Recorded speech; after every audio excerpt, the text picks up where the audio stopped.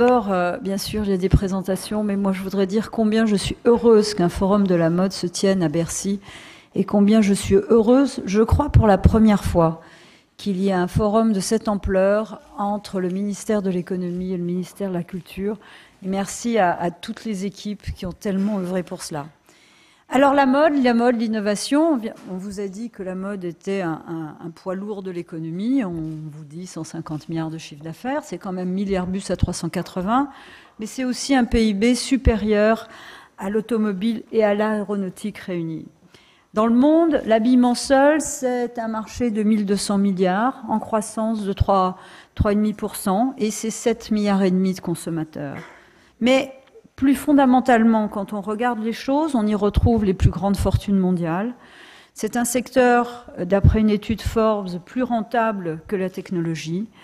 On y retrouve dans le dernier classement d'Harvard des 100 meilleurs managers au monde, tous secteurs confondus, 6 dirigeants de la mode, et le premier d'entre eux, Inditex, suivi très près par Bernard Arnault et François-Henri Pinault. La France dans le monde, nous l'avons dit. Alors, la mode est un secteur qui aujourd'hui attire les plus grandes entreprises mondiales, mais cet après-midi, ce sera Maxime Coupez de Faber Novel, donc sur une étude financée par le défi grâce à l'instigation de la Fédération du prêt-à-porter féminin. La mode est le secteur le plus innovant au monde.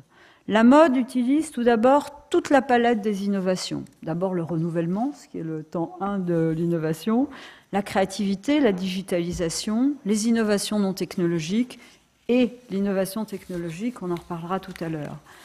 L'innovation touche tous les aspects de la filière à chaque étape. La création, la fabrication, la logistique, la distribution, la vente, la communication, le marketing et surtout les pratiques et les utilisations du consommateur final. La mode, souvent, révèle des aspirations, des évolutions sociétales profondes. Alors, tout d'abord, l'évolution de la condition de la femme. Quand on pense à Gabrielle Chanel, à Dior, à Yves Saint Laurent, à la lingerie, ils traduisent des évolutions sociales extrêmement lourdes. Aujourd'hui, c'est la personnalisation avec en même temps un phénomène de communauté, une esthétisation du monde, un consommateur intelligent et proactif, l'émergence de l'émotion, l'émergence du sens et de considérations écologiques au sens large. C'est aussi une exigence de sincérité, la transparence, la vérité sur les produits, l'importance de la main, comment ils sont fabriqués, comment tout ça, je veux dire, finalement ce produit très complexe, comment il arrive dans les mains d'un consommateur. La mode, c'est un précurseur et un formidable laboratoire de business model. Souvent, la mode a préfiguré des changements très profonds. Historiquement, par exemple, la mondialisation, moi je me souviens d'une époque où ici même, je veux dire, on rigolait en pensant que les délocalisations toucheraient l'automobile et l'aéronautique. Ça n'était bon, entre guillemets, que pour le textile et l'habillement. Vous avez une société comme la Redoute qui a 180 ans cette année, qui est un exemple fabuleux de transformation économique. Au-delà du fait qu'ils aient inventé la filature de la laine peignée, ils ont inventé, ça a été la première entreprise mondiale à inventer la vente à distance. La première entreprise mondiale à inventer la carte de crédit pour ses clients, a inventé le 48 heures chrono et bien d'autres choses encore. Aujourd'hui, ce qui surgit avec force et ce qui doit vous guider, ce qui doit nous guider, c'est qu'aujourd'hui, le produit n'est plus suffisant. Nous entrons dans un monde où le produit, bien sûr, est nécessaire, mais il n'est juste plus suffisant, d'où l'importance des technologies. Chaque entreprise, aujourd'hui, doit penser à son projet, un véritable projet, une nouvelle forme d'existence, d'expression, de relation avec ses clients, parce que, encore une fois, le produit seul n'est plus suffisant. Doit-on d'ailleurs encore parler de clients, ne doit-on pas parfois parler de partenaires, de complices, d'alliés, voire de copains ou d'amis?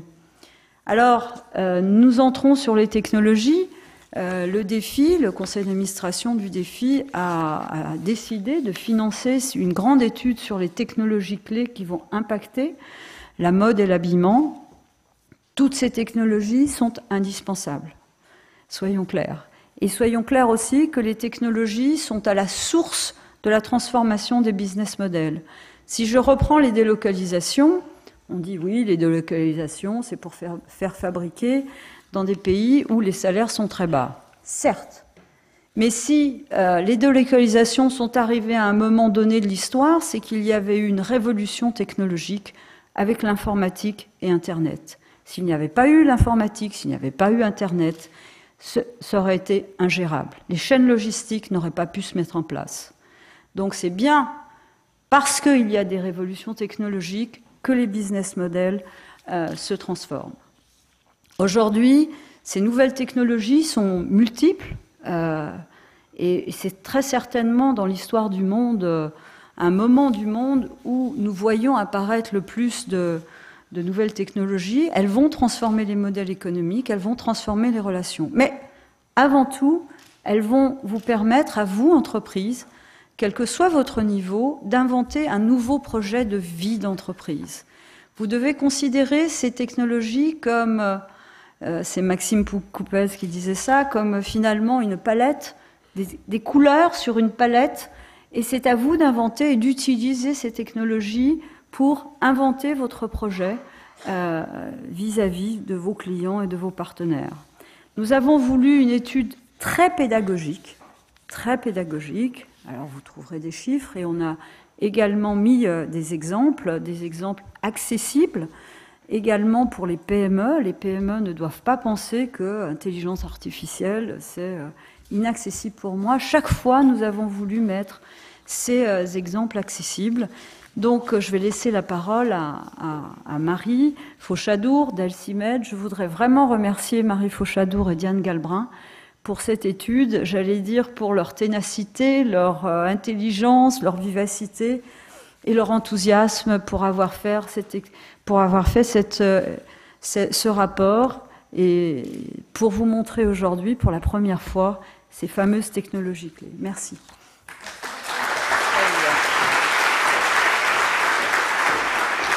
Marie Fauchadour, directrice de la Business Unit Innovation et Politique Publique donc du cabinet de conseil Alcimed. Vous nous présentez cette petite étude. Pendant ce temps-là, on va demander aussi, si vous voulez bien, à nos autres invités pour qu'ils puissent vous écouter. Irache Martinez, directrice de la marque Showroom Privé, de monter sur scène, s'il vous plaît.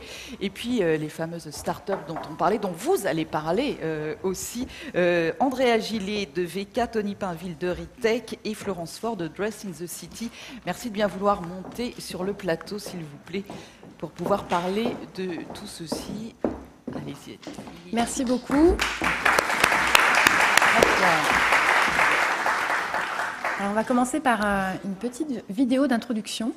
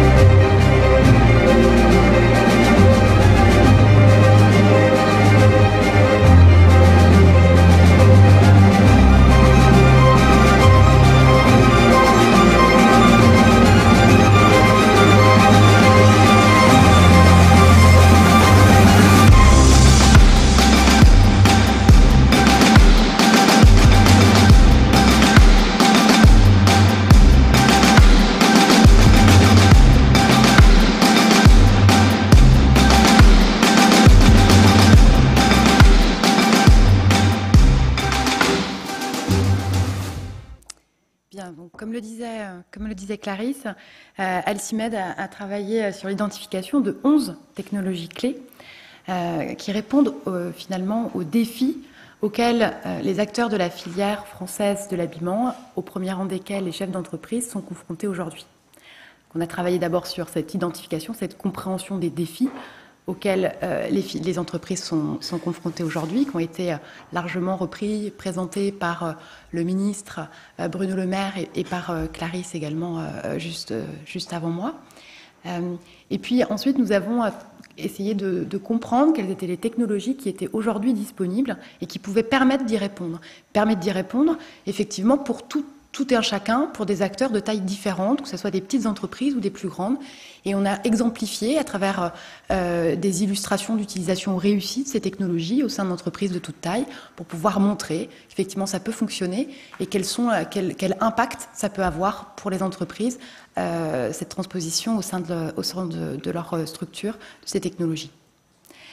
Nous avons également cartographié l'ensemble des acteurs leaders, académiques ou industriels, leaders de ces technologies, pour pouvoir permettre aussi d'avoir des points de repère, des clés d'analyse, des personnes clés à contacter pour travailler sur cette intégration des technologies clés dans la filière de l'habillement. Alors, aujourd'hui, la filière fait face à de profondes mutations. Tout d'abord, on l'a dit, alors évidemment, il faut que je... Voilà. Fait face à de nombreuses mutations. On en a parlé, du prestige, de la renommée internationale de la filière. Quelques chiffres. En 2016, la Paris Fashion Week a généré 1,2 milliard d'euros de retombées économiques. En 2016, toujours, le marché français de l'habillement représentait 30 milliards d'euros. Ces deux chiffres à eux seuls montrent bien l'importance stratégique que revêt la filière pour l'ensemble de l'économie nationale, aussi bien pour son développement que pour son attractivité.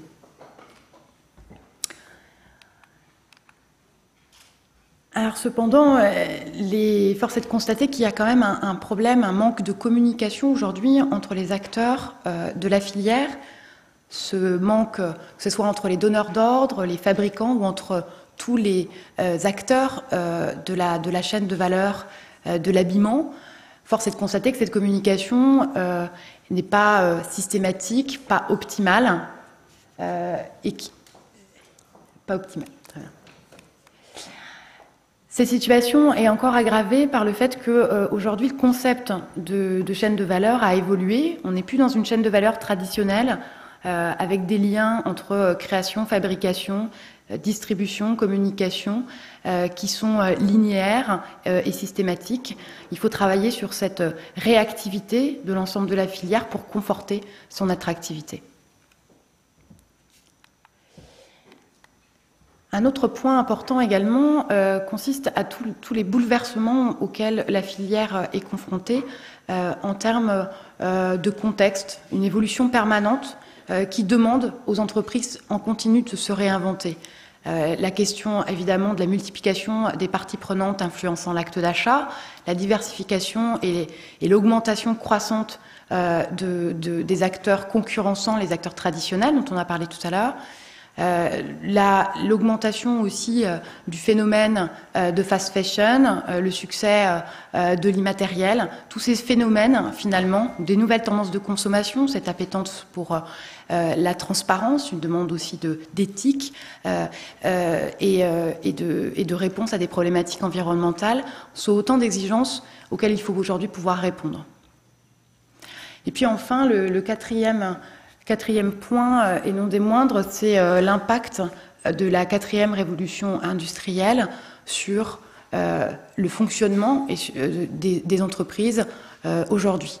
Cette quatrième révolution industrielle liée au développement du numérique a pour conséquence de générer de plus en plus de technologies, de plus en plus sophistiquées, de plus en plus nombreuses, qui bouleversent aussi bien les pratiques, les métiers, l'organisation que les usages. Alors, en reprenant tous ces éléments de contexte que vous connaissez, on a identifié des défis qui sont nécessaires, qui doivent être relevés.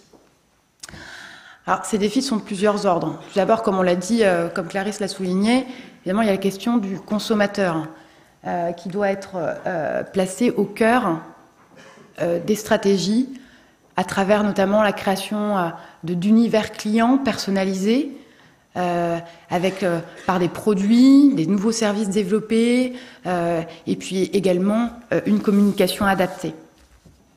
Cette personnalisation passe par l'utilisation de données clients dont la sécurisation devient un enjeu majeur. Et puis il y a également la nécessité de faire rayonner l'histoire, l'émotion des marques, tous ces éléments immatériels, tous ces éléments qui donnent sens et qui font lien entre la marque et le consommateur. Les entreprises de la filière doivent également conforter leur attractivité, conforter leur compétitivité. Et pour ce faire, elles doivent capitaliser sur leur savoir-faire, développer leur agilité, également répondre à toutes ces nouvelles exigences RSE, transparence des consommateurs. Et puis évidemment, il y a la problématique de la formation, la question clé de la formation, qui est qu'aujourd'hui, les équipes, le top management doivent comprendre, appréhender et être formés à ces nouveaux enjeux. Par ailleurs, la filière au global et dans sa relation doit travailler son agilité, travailler une fluidification finalement des relations entre les acteurs au sein de la filière même. Et ça passe effectivement par une réactivité des fabrications, par également une meilleure traçabilité des produits et par l'optimisation de la logistique. Alors l'ensemble de ces défis ont été représentés comme ceci, c'est-à-dire sous trois segments finalement, trois typologies. Premier, ce sont des défis, comme on l'a vu, clients, donc relation entre le consommateur et les marques. Le deuxième, c'est des défis qui sont liés aux entreprises pour améliorer leur performance, leur compétitivité. Et le troisième, c'est des défis qui sont intra-filières, parce qu'effectivement, c'est ensemble et en collaborant qu'on peut aussi accroître son attractivité et lutter contre des mastodontes dont on parlait tout à l'heure, qui entrent aujourd'hui très fortement dans la filière. Alors on rentre dans le vif du sujet, on a effectivement identifié 11 technologies. Il y aurait pu en avoir plus, mais on a considéré que c'était les technologies qui aujourd'hui sont clés parce qu'elles permettent effectivement de donner des outils d'amélioration de la compétitivité, d'amélioration de l'attractivité de l'ensemble des entreprises. Il s'agit parfois de technologies, parfois de familles de technologies, mais on les a regroupées pour que ça soit plus simple aussi en termes de compréhension et de panorama. Alors, la première technologie, c'est le cloud. Vous allez me dire, vous connaissez tous ce nuage, mais effectivement, l'intérêt, c'est que ça permet de stocker les données de l'entreprise, qu'elles soient liées à l'activité de l'entreprise ou liées à ses clients, et elle permet de maîtriser aussi ces données, mais également de les échanger. Deuxième technologie clé, c'est le big data. Le big data, ça permet finalement de générer, d'obtenir ces données brutes, internes, externes à l'entreprise. Troisième, c'est l'intelligence artificielle. L'intelligence artificielle, c'est une méthode, une manière finalement de transformer, d'utiliser ces différentes données et de pouvoir les traiter. Ça fonctionne avec un système d'algorithmes auto-apprenants qui permettent d'imiter automatiquement certaines attitudes intellectuelles humaines. La cybersécurité est également une technologie qui a été identifiée comme clé.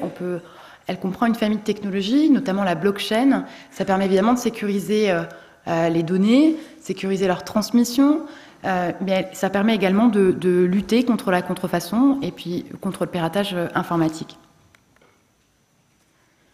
Les capteurs, eux, reviennent sur les vêtements. Il s'agit de fonctionnaliser les vêtements et c'est intéressant dans l'idée de créer des univers clients personnalisés, de travailler sur la personnalisation des vêtements.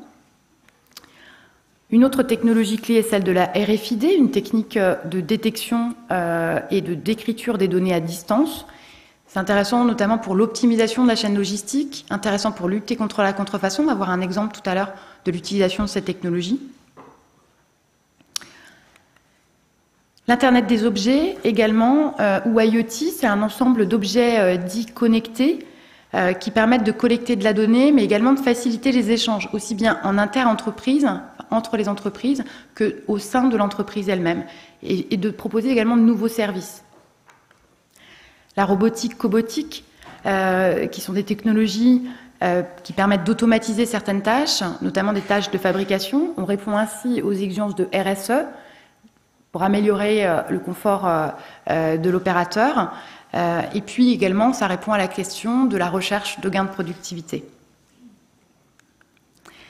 Les drones ou robots particuliers qui, eux, sont intéressants pour l'optimisation de la logistique de la distribution, également pour proposer de nouveaux services.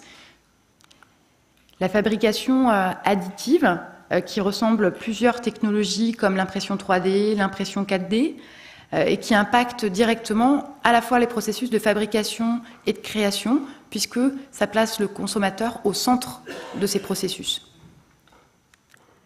Et enfin, les technologies immersives, qui sont composées principalement des réalités virtuelles et augmentées, et qui permettent justement de travailler sur le fait de faire rayonner l'histoire, l'émotion des marques.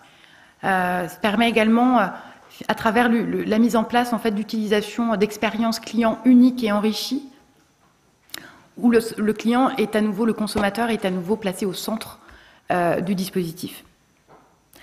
Alors, on l'a passé en revue très rapidement, ces 11 technologies. Je vous rassure, il y a un rapport plus complet, plus fouillé, avec beaucoup d'informations et des illustrations.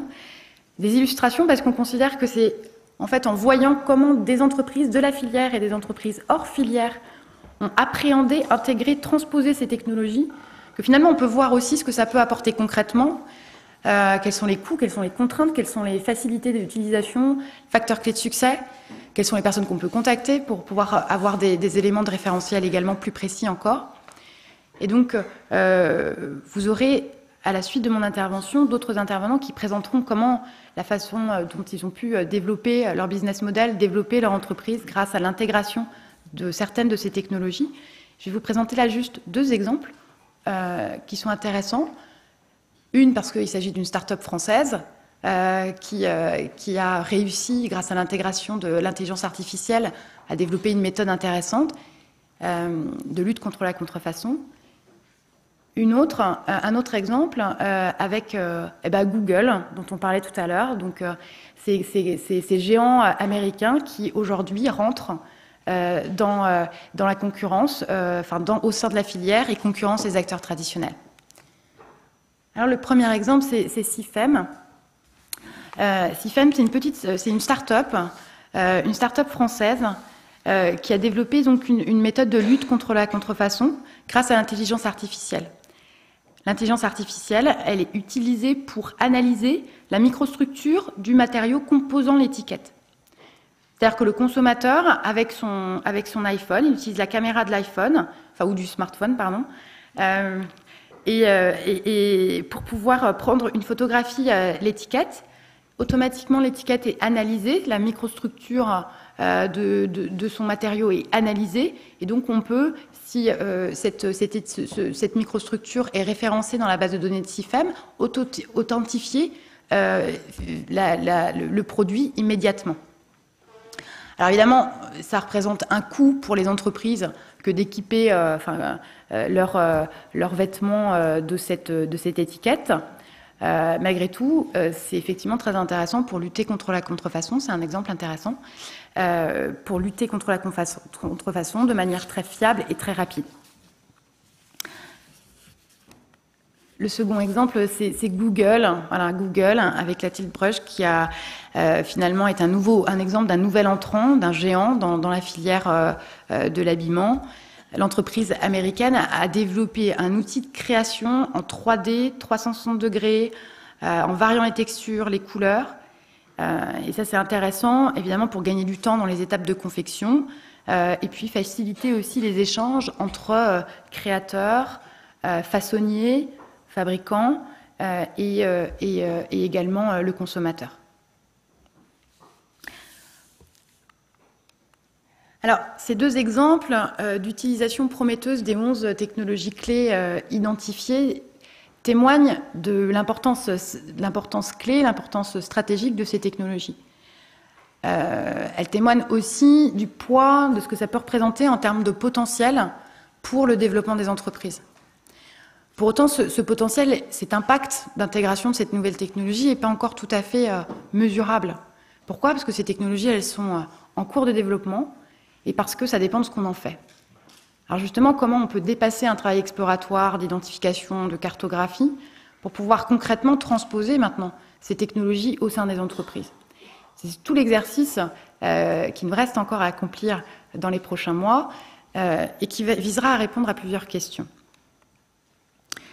La première question, c'est, très bien, il y a 11 technologies, mais laquelle choisir? Laquelle choisir par rapport à mon besoin, à mon plan de développement stratégique, et puis s'il y en a plusieurs, par laquelle commencer? Alors on a travaillé sur une visualisation finalement des liens entre ces technologies, parce que toutes ces technologies sont liées. Et effectivement, on constate qu'il y a des technologies comme Big Data, comme le cloud, qui sont finalement assez centrales et assez matricielles. C'est sans doute par celle-ci qu'il faudrait commencer, si nécessaire, pour ensuite aller plus en profondeur dans les réponses des besoins. Deuxième question, c'est comment intégrer concrètement ces technologies au sein de mon entreprise et les faire, les faire correspondre, les faire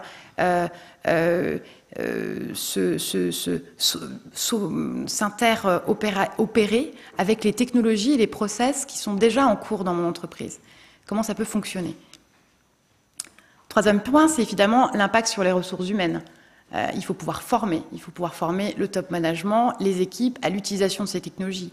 Il ne faut pas simplement former à l'utilisation, il faut aussi penser à la transformation complète que ça engendre en termes de métier, en termes d'organisation, en termes de pratique au sein même des entreprises et puis dans l'intrafilière. Et justement, le dernier point, c'est la question de comment intégrer l'ensemble de ces technologies dans une politique de filière qui soit cohérente, qui soit globale et qui permette justement de travailler à cette agilité entre les différents maillons de la chaîne de valeur. Il est évidemment moins intéressant et moins impactant d'avoir une intégration réussie de ces technologies au sein, par exemple, de la création ou des marques, mais de ne pas l'avoir intégrée au sein de la brique essentielle de fabrication, façonnage. Donc autant de questions qui restent encore à travailler, sur lesquelles on va se pencher. Vous aurez très prochainement accès au rapport qui sera mis à votre disposition, ainsi qu'à une cartographie positionnant l'ensemble des leaders, encore une fois académiques, industriels, les deux, leaders mondiaux, sur une cartographie en lien avec les différentes technologies. Merci beaucoup.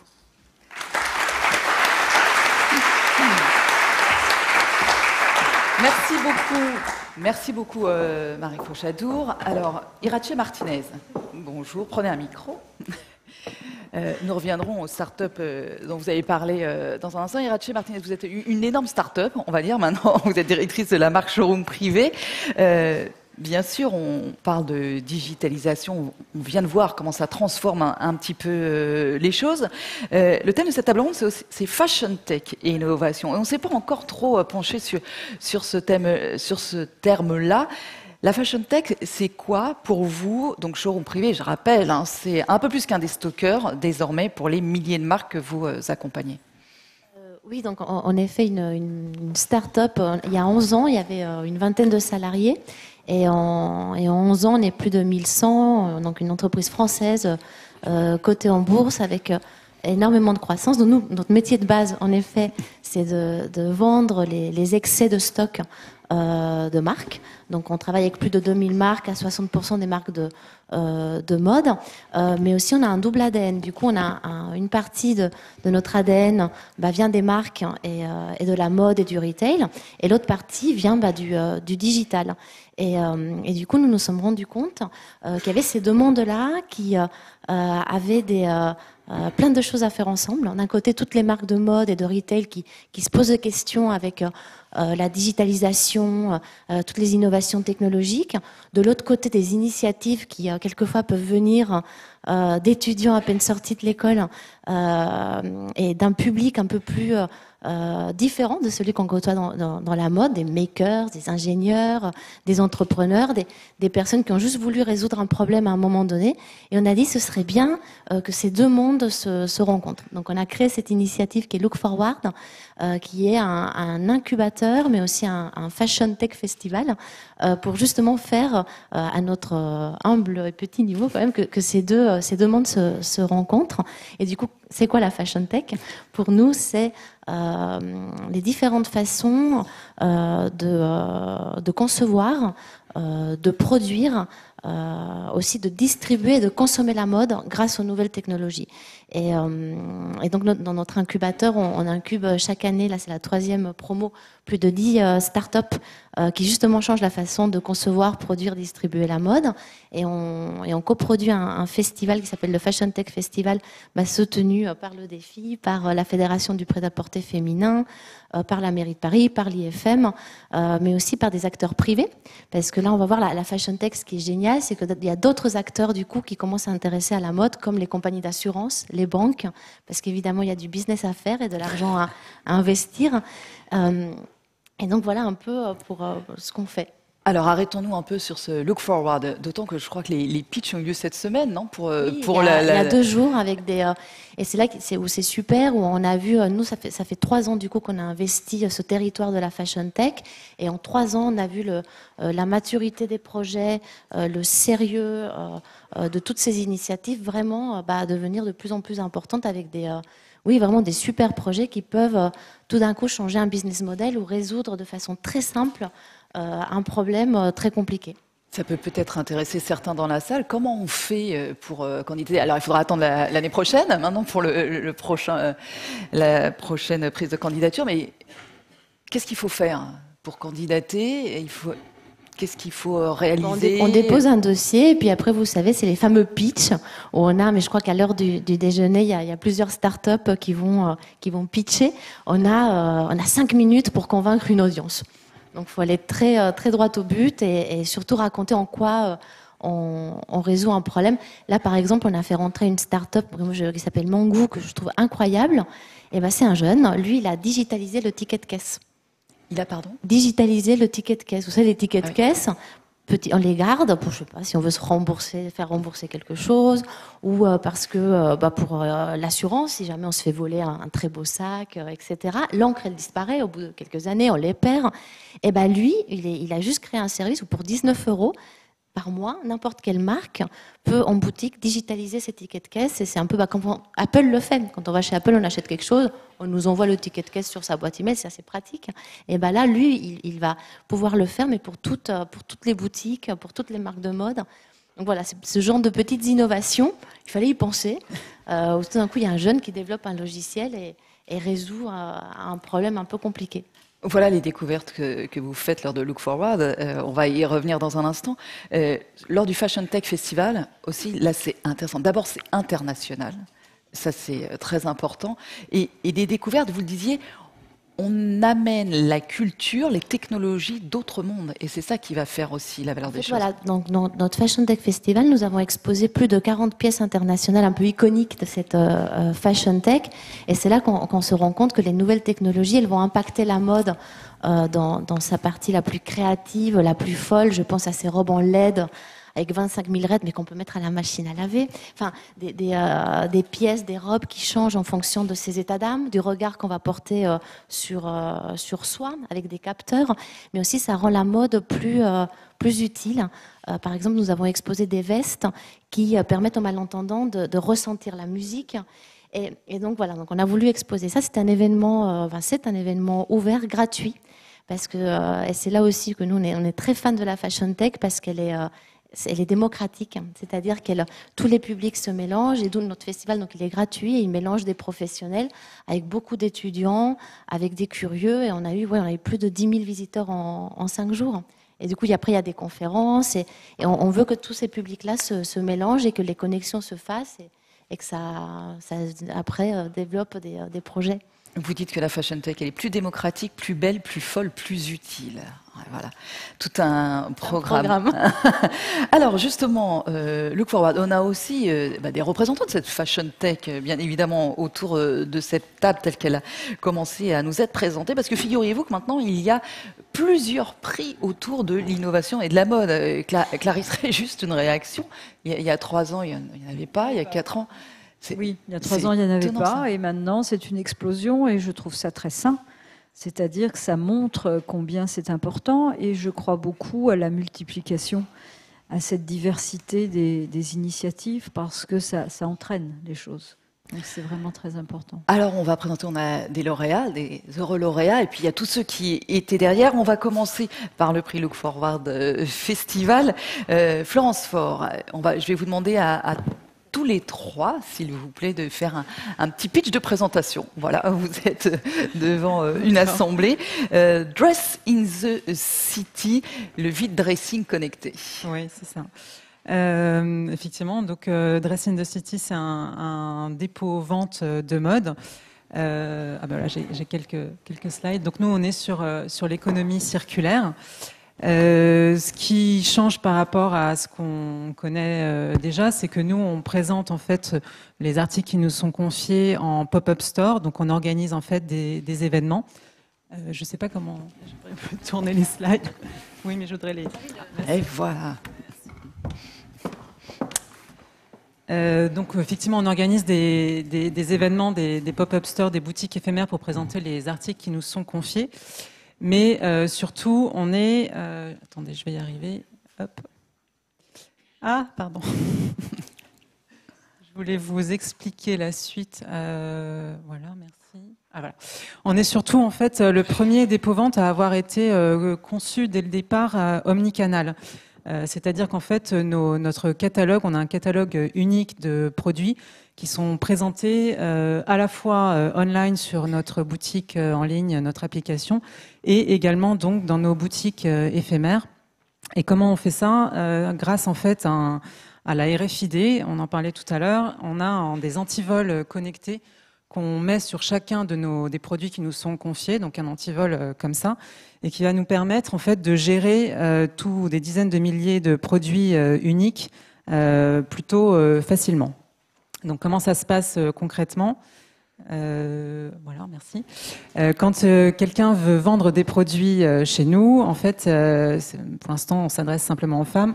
Elle les enregistre sur notre application avec une petite fiche produit. Ensuite, elle nous les confie sur différents lieux de dépôt qu'on propose. Et dès qu'on a le produit en main, on y met un antivol comme celui-ci qui va nous permettre de gérer le produit pendant toute sa vie chez nous, et en particulier de pouvoir gérer la relation avec la vendeuse, puisque la façon dont ça se passe, c'est que dès qu'un produit est acheté, la vendeuse est prévenue automatiquement et sera payée dans les jours qui suivent. Alors ça, c'est assez classique online, mais c'est aussi le cas quand on achète sur nos boutiques éphémères. C'est la slide suivante, je maîtrise pas tellement, merci. Puisqu'en fait, pour acheter sur nos boutiques éphémères, c'est aussi une action digitale, c'est-à-dire qu'on scanne, on propose aux acheteuses de scanner le QR code qui est sur l'antivol, qui est relié à la puce RFID, pour acheter en fait depuis son téléphone en 2 clics, tout simplement, ce qui va permettre d'autoriser le déverrouillage de l'antivol sur les bornes qu'on met à disposition, et qui va aussi du coup gérer la relation aussi avec la vendeuse, c'est-à-dire comme quand c'est acheté online, envoyer un email directement pour lui dire que son article a été vendu et ensuite la rémunérer. Donc tout est digitalisé. Et donc les avantages pour nos utilisatrices, pour les vendeuses, c'est le fait d'avoir la possibilité de gérer ces produits de façon fluide, fiable, sécurisée. On propose également un service de prise en charge des articles à domicile. Donc en fait, on s'adresse vraiment nous à des femmes qui n'ont pas du tout envie de s'embêter avec ça, qui jusqu'à maintenant n'avaient jamais vendu leurs articles, ni dans un dépôt-vente, ni sur Internet, et qui donc se reposent complètement sur nous pour le faire. Et on leur propose en plus un écoulement vraiment rapide de leurs articles, puisque grâce à nos boutiques éphémères, on déstocke très, très, très rapidement. Et on s'adresse du coup à des acheteuses qui veulent pouvoir voir et essayer les produits. C'est quand même, encore une très grosse majorité de la mode qui est vendue dans les boutiques physiques. Et on s'adresse aussi à des femmes qui, quand elles achètent sur Internet, veulent avoir leurs produits rapidement, puisque tous les produits, on les a en stock, donc on est capable de les livrer en 48 heures. Et enfin, dernier élément, notre business model, en fait, on est sur un système un peu classique de rémunération à la commission, mais ce qui nous permet d'y arriver, c'est justement la technologie, la RFID, qui nous permet de gérer des inventaires de façon extrêmement rapide, de tracer nos produits, et donc d'avoir un traitement bien inférieur en temps au traitement classique qui se fait grâce au code barre. Merci Florence Faure. Irache Martinez, qu'est-ce qui a fait que Dress in the City l'a remporté l'an dernier? On a déjà un peu la réponse avec ce qu'elle vient de nous présenter, bien entendu. Très bien présenté. C'est cette disruption-là avec ce petit antivol en fait où tout est géré. Nous on voit. Et ce qu'on aimait bien, c'est qu'on résout les problèmes des gens. Et vous en parlez dans votre étude, c'est remettre le consommateur ou l'ami au centre. Et c'est vrai qu'aujourd'hui, il y a énormément de freins à mettre ses affaires dans un dépôt-vente, ça ne part pas assez vite, est-ce que ça vaut la peine, etc. Et là, on remet le contrôle chez la personne, on garantit aussi à la personne qui va l'acheter la conformité du produit, on lutte contre la contrefaçon. Donc on trouvait que c'était... Et ce qu'on aimait bien aussi, c'est ce lien entre le monde physique et virtuel. Donc le phygital, c'est le nouveau mot à la mode que j'ai prononcé. Et c'est ça aussi qu'on aimait bien. On trouvait que c'était un projet très porteur et qui du coup peut aussi être utilisé dans d'autres, toujours dans la mode, mais peut-être pour d'autres catégories de produits. Donc c'est aussi ce qu'on appelle la scalabilité du projet. Tout ce qui va pouvoir devenir et tous les développements possibles que leur technologie très simple en fait va pouvoir générer. Merci beaucoup. On continue nos petits pitchs. Andrea Gillet, EVK, c'est le prix de l'Andam. Vous avez créé votre start-up en 2011. La start-up a été créée en 2011 près de Valence. C'est un robot mannequin évolutif. Voilà. Donc en fait, comme vous l'avez dit, c'est un mannequin robot qui est évolutif et connecté et qui va permettre de pouvoir créer, produire et vendre des vêtements à la taille exacte. Donc c'est vraiment la nouvelle génération du mannequin de bois. On est parti du constat qu'il était assez peu représentatif de la réalité morphologique d'un corps humain. Et en fait, c'est pourquoi on a développé un buste connecté capable de varier selon différentes formes morphologiques pour être au plus près de la diversité morphologique des personnes. Donc actuellement, ce buste, en fait, il permet de recréer 80% des morphologies de femmes d'une taille 36 à 46. Et ce mannequin, il est piloté grâce à un logiciel dédié aux professionnels du textile qui va permettre en fait de contrôler la mesure du vêtement posé sur le buste. Donc c'est une technologie qui a des impacts à très court terme. Elle permet de réduire considérablement le nombre de prototypes, mais aussi d'améliorer le bien-être de son vêtement et de pouvoir mieux cibler son marché. Donc voilà, nous on espère que cet outil permettra aux stylistes et aux modélistes de travailler plus en fiabilité avec des données mathématiques objectives. Et aussi, on espère que les entreprises qui auront pu générer des économies avec cette solution, de pouvoir relocaliser au moins le prototypage en France. Parce qu'il est disponible actuellement pour les entreprises. Actuellement, on fait 10 ventes exclusives cette année, oui. Donc, voilà. oui. Ça y est, on est dans le dur. Ça y est, on commence là. Irache Martinez, vous connaissiez cette technologie ? Oui, parce que du coup, j'ai suivi, c'est génial. Et là, on parlait de big data. Aujourd'hui, on a peur toujours du big data, que ça dicte la mode. Mais en fait, le big data aussi peut servir la mode. Grâce au big data, par exemple, nous, on s'est rendu compte qu'on n'adressait pas assez les grandes tailles. Donc, et c'est là que ce genre d'outil va venir aussi aider les modélistes aussi à concevoir des pièces que les gens attendent et qu'aujourd'hui les gens ne trouvent pas. Voilà. Alors, on continue notre petit tour de table. Last but not least, un homme, Tony Pinville, pour Eurytech, c'est le prix LVMH. Et là, avec vous, on parle d'intelligence artificielle. Oui, tout à fait. Vous m'entendez ? Oui, bonjour. Donc, nous, on est parti en fait du constat que le marché de la mode était en pleine transformation, que longtemps délaissé, en fait, le client devient maintenant sous le feu des projecteurs. et que les marques se posent les questions suivantes, c'est est-ce que mes produits comptent? Est-ce que ma marque compte? Est-ce que mes actions que j'effectue comptent à ce niveau-là? Et est-ce que je respecte, en fait, je reste fidèle à mon ADN dès que je fais des actions? Donc, en fait, pour avoir ces informations-là, c'est assez difficile d'avoir un moyen facile et efficace, en fait, de savoir comment se mesurer ce qui se passe sur les marchés, de connaître les tendances, de comment sont consommés mes articles, de quelle manière, comment est perçue ma marque. Donc, en fait, il y a toute cette information qui est disponible, notamment sur les réseaux sociaux, via les milliards d'images échangées chaque jour par les clients.